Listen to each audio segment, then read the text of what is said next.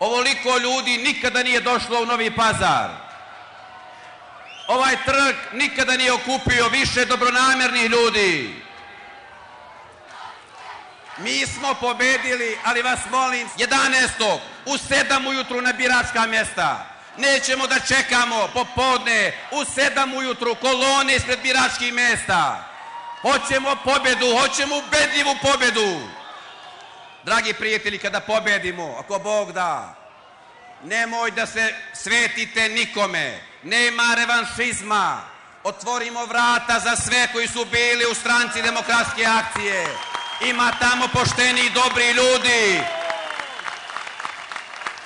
Ja vas molim da se više ne svađate i ne delite. Mi ćemo objediniti i pomiriti sve. Naš osnovni cilj jeste da zaposlimo ljude i da ih pomirimo i izmirimo. I jedino to mi možemo da uradimo posle pobjede i posle 11. maja.